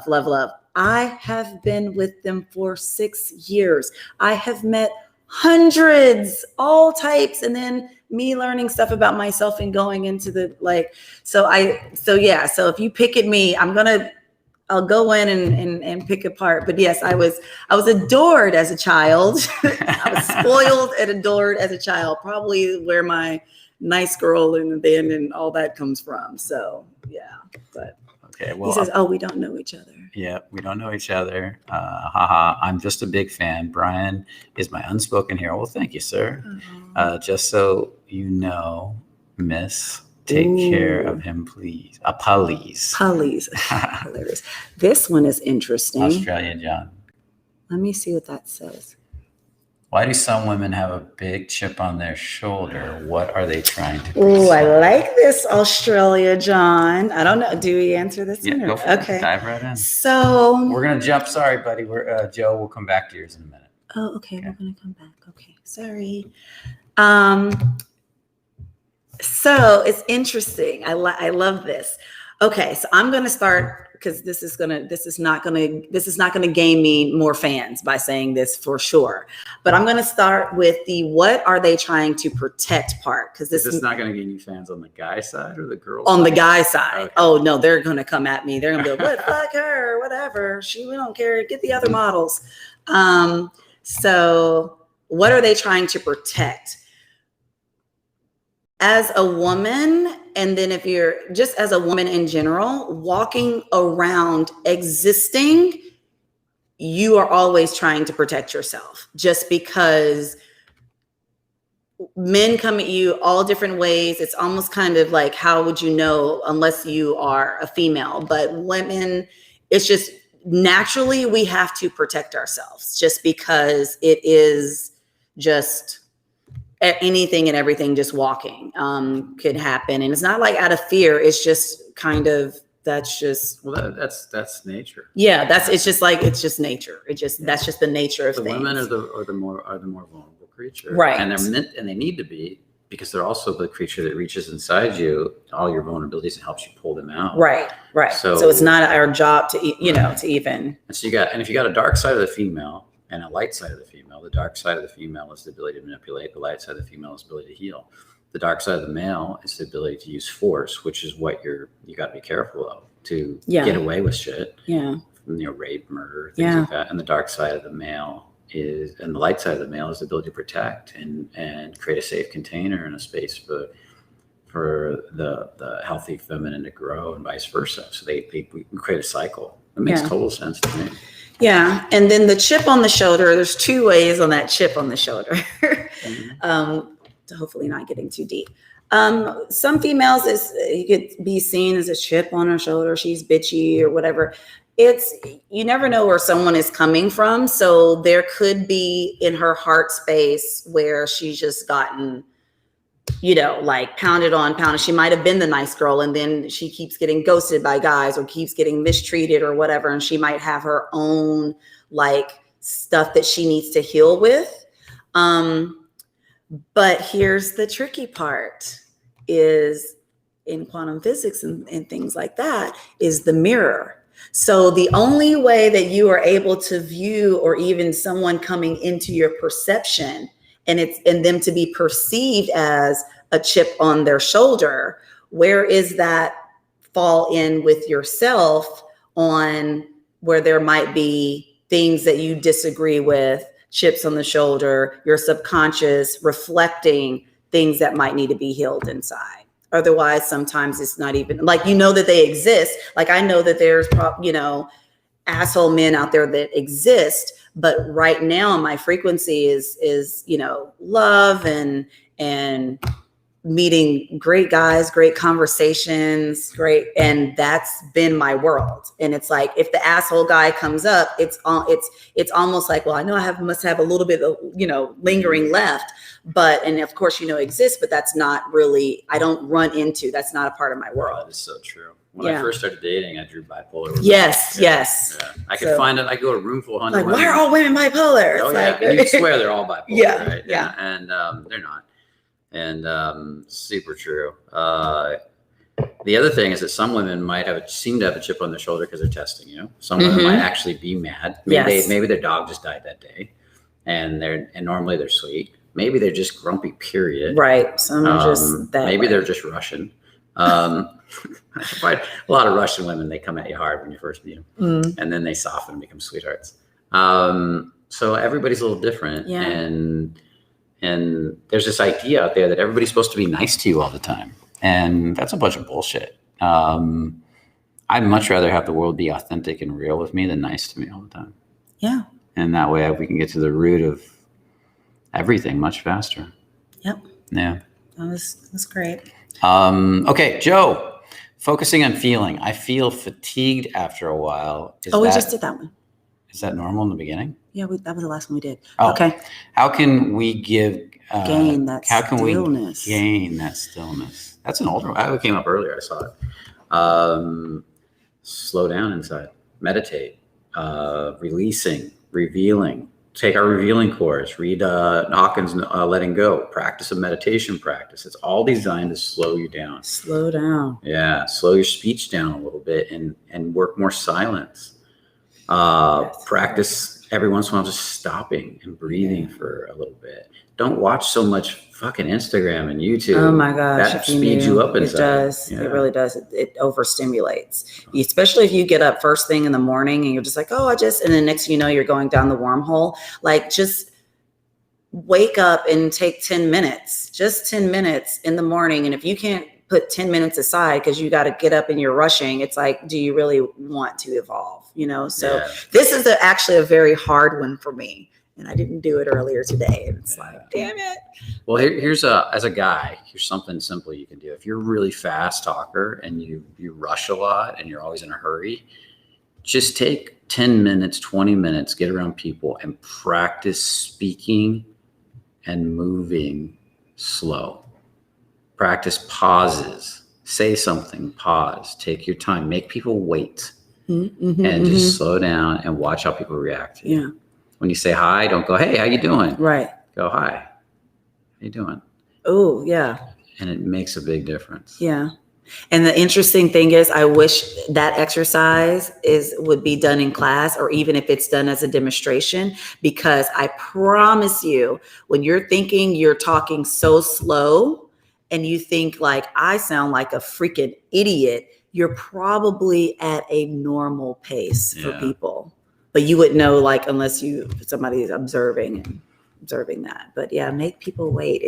That's a fun game too. Well, especially women. Women love the stillness in a man. So you take your time, it gives them a chance to just take you in. Yeah. And to absorb you and be with you, versus the guy that's like, hey, what's up? How you doing? Yeah. And then suddenly see how she wanted to back up the moment I did that. Did you see when he was in the first one? I was like, yeah. Cause he's like, yeah, take me all in. Yeah. It's because if he can be still and take me in now, he can definitely take me in there. That's what we're thinking. Trust me. Girls are thinking about sex all the time. They are. So, I think women are more sexual than men. I think women are built for sex. Men enjoy women having sex more. You know, we let the feminine and orgasm flow through us, and that causes us massive pleasure.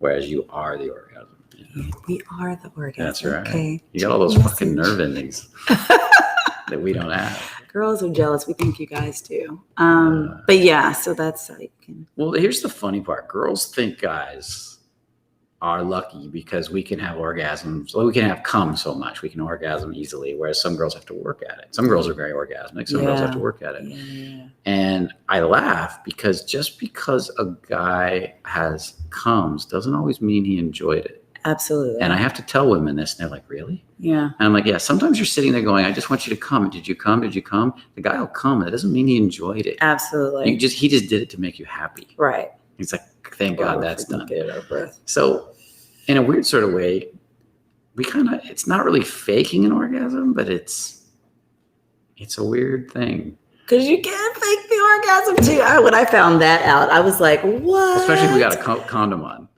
That's a big one. Some guys will have a condom on and they pretend to come, take the condom off and throw it away. Oh. Yeah. And then hope the girl doesn't check because they just want to get it done.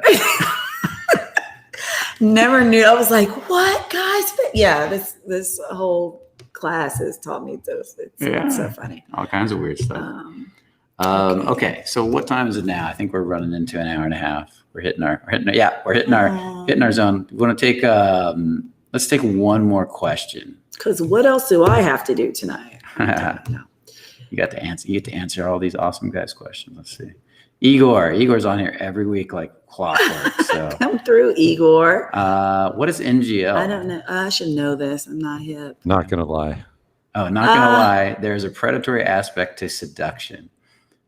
What do you think of that? Because it's more of a statement, but what do you think of that? Because I don't see seduction as predatory. I see. Maybe he's like, I'm hunting, like a type. I'm hunting. Maybe that for seduction. Yeah, it could be how he's using not it. Right, not predatory, like fun predatory or bad predatory. Yeah. Which one is that? Because not. Yeah, because there is but people's. I look at it this way: that seduction is. Some people do. It's a team effort in a weird sort of way. Yeah. And we're co-seducing. You're back seducing. Like while the man leads seduction, the woman is seducing subtly in the back end, and there's a dance going on, and so they're seducing each other. Yeah. Seduction starts way before the bedroom. A lot of times the women start the seduction, and they do it subtly, and then you think you started it. And is that not true? We try to make you guys think that you started it. It was you. That plausible deniability. It was you. How there's that little voice. Right. Yeah. I do little voices. And girls are, oh my gosh, my girlfriend does. She'll just be like, oh, and guys, that's what, okay, sorry. I wanted to go back on the chip on the shoulder with that really quick because it made me, so getting back with the girls, I can't stand when girls are like, like how guys will say, all girls have chips on the shoulder. And I say the same thing with the girls that I said just then, all guys are dogs. Really? All guys are dogs, or just the guys that you've ran into and met because you have whatever's happening also inside. So I do flip that back also like on the women, but going back to the little voice. So my one of my girlfriends that does seek validation and everything, she'll just be very just hardcore, mean whatever. And then, he calls and she's just like, hey, how are you? And I was just like, who are you right now? But that, like, she seeks validation. So yeah, but yeah, I get that. I've seen that before. Yeah, you my mom used to do that in a different way, not in seduction, but in she put on one face when we were in the house, and she'd yell and scream and get mad. Rah, rah, rah, rah. Then somebody, the phone would ring, and she'd walk over, hi, how are you? And be all sweet and nice. Right. As soon as she hung up that phone, though, go right back. It's back. Yeah, it's that back. personality. She's holding it in there. She's ready to burst again. So let's see here. What else do we got? Any other questions? Questions. What was that comment about the pussy? I want to say. About the pussy comment. I'm going to say I'm not looking for pussy from my head. Okay. Hopefully you're not. You spoke to that before. I actually seen guys do that. They want to get laid so bad. They go out to meet girls. Maybe they're horny. They're turned on. They see some girls they like. They walk over to talk to the girl. They pull completely out of their turn on, go up to their head to talk to them. And they have no relationship to their cock while they're talking to the girl because they don't want to get rejected. And then they don't understand why the girls don't get attracted. And I'm like, well, because you're talking to her from your fucking head, idiot. Yeah. The wrong head. The wrong head. We want you to talk to us from your cocks. That's right. With your heart, because too much cock is. Yeah, if it's all cock, no heart, you got a problem. Okay. Yeah, I don't think predatory. I don't see seduction as predatory, but I see where it could be interpreted that way, depending. If somebody's out there hunting, like you said, then that's predatory. Yeah. But if somebody's out there dancing, that's that's fun. Okay, well, let's see. We got any other one? Do you see any other questions, or you want to scroll up? Why hang out with her if she chases validation? Birds of a feather flock together. Ooh, he's calling you out. Ooh. Stevie's calling you out. Stevie's calling me out. But you know what? I also hang out with men, and I don't have a penis, though. That's true. I do. But no, she's I hope very you don't sweet. have a penis. I don't have a penis. Okay, good. Okay, I think that's it. Oh, here it is. Last question. How do you deal with toxic people when you can't ditch them after a few hours of I keep losing my cap state? So you can't, after a few hours you keep losing your cat. Why can't you ditch them? I mean, what's going on? That's interesting. I don't understand that. But what he's saying is, how do you deal with toxic people when you have to hang out with them? Maybe you're stuck with your family. That's a good example. And you're spending the day with your family, and you can't just run off. But they're bringing you down. Maybe you're at family dinner for Christmas, and Uncle Bob is there, and he's an asshole, and he just keeps blah blah blah. And what do you do to stay in cap? Courage, acceptance, love, peace from releasing. So you haven't really taken our releasing program, have you? So how you stay cap is all the good emotions. It's up to staying up in that sweet spot. And not go down to apathy, grief, fear, anger, that type of stuff. What do you do? I fight harder for my peace. So I don't want anybody to disturb my peace. So if it gets to a point where I have to remove myself, I will, or I'll do like on the breathing, or I'll just look at it, I guess, take myself out to look at it from the observer of that. Because it's not anything there. No one can do something to you. You know what I mean? So it's just like, am I allowing that in? Yeah. Because I don't have to allow anyone's energy in. You could, and unless I, on some subconscious level, identify with that. Because if you don't identify, like right now, there's guys on here that are saying blah blah blah blah blah da, da, da, and she ain't like da, da, da. It's not affecting me. It's not, I'm just like, I want to talk to you more. It's fine, you know, but we don't have time to do all that. So it's just kind of like with the toxicity of people. It's protect your peace, and what you, if you're feeling like it's coming, you're allowing, that's when you are receiving that energy in, and you might want to be giving your energy out. And not here's another interesting thing. Family is one of the roughest, right? Yeah. So family can trigger us.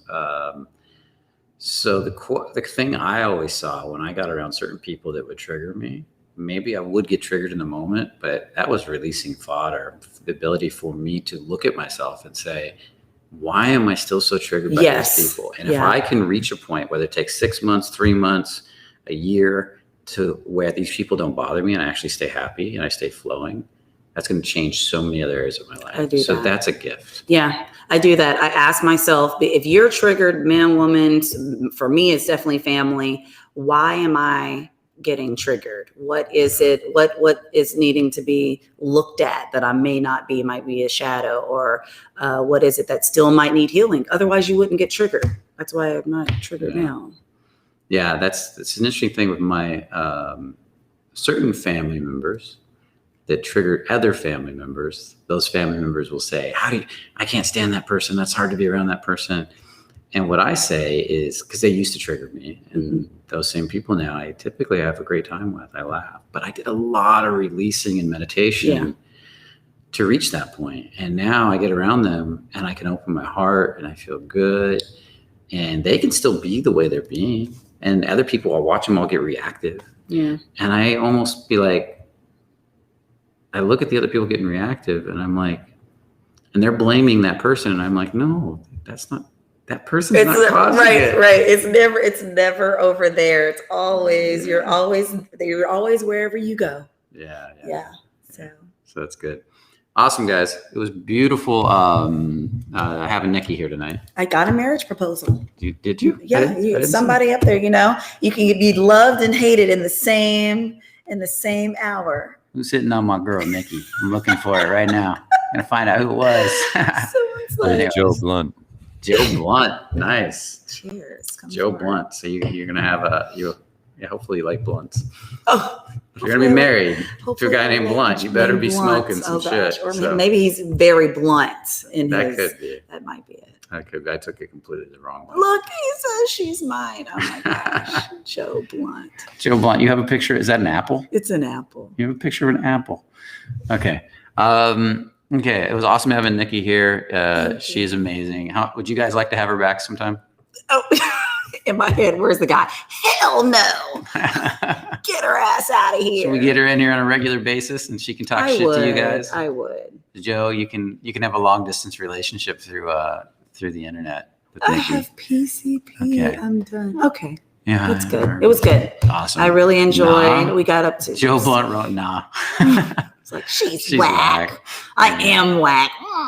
If you want Nikki back, you better send her. You better send some love. Jesus. Is that even a question? Honestly, no. Oh, Stevie doesn't like you either. Yes. Stevie I wish I met her with the T in the workshop. She looks so cool. She is really cool. Actually, Nikki's a lot of fun.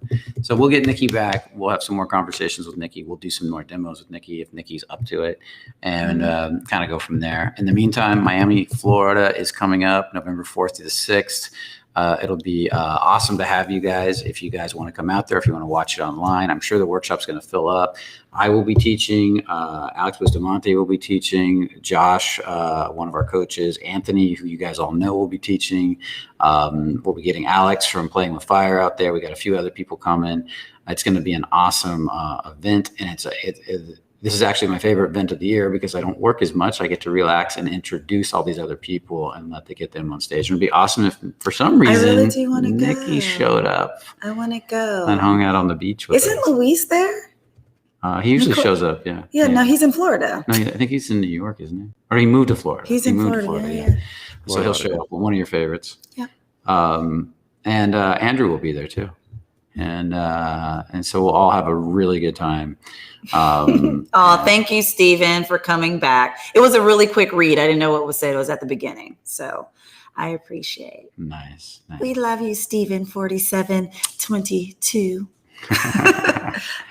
Okay, guys. And I think that's it. If you're watching this on YouTube at a later date, because this will be up on YouTube, make sure to like, make sure to subscribe, make sure to hit that bell notification, make sure to share. Because as we grow the channel, we're on that trajectory to 100,000 subscribers. We want to get there as fast as possible so we can keep blowing the channel up. Now, another thing, we're in our double. That means that we're doing 2 week longs. The week long and the advanced week long. Nikki's working every day. We're going to be working with clients every day. I'm looking to be online more. So I think I'm going to be online here tomorrow. I'm not sure what time. Watch out. We'll be putting some notices up on YouTube. I think I'm going to bring Raymond on here, who we referred to earlier today, to talk about his experience in the week long and how he's growing and how he's changing, how he's shifting. So watch for that. I want to, I think for at least through to Friday, I think I want to get somebody on here every day or come on myself, talk about what's going on. So who knows, maybe in the next 2 weeks, Nikki will come back. Maybe we'll have a whole room full of people. I don't know. Maybe I'll do one from the street while we're out working with the guys in the street. Ooh. I've done that once. It was a lot of fun. Yeah, we just sat down at a table and did it. Maybe I'll do it walking around with the guys doing some highs and stuff. We'll see. We'll figure it out as we go. Bisexual women are just being bratty and combative. Where did that one come from? I don't know. That's completely out of the blue. It is. So Don't be mad because we love it. So Stop. there you go. So with that said, again, remember, only the confident really live. And hopefully I will be seeing you tomorrow with Raymond. Take care. Have a beautiful night. Say goodbye to Nikki, everybody. Bye.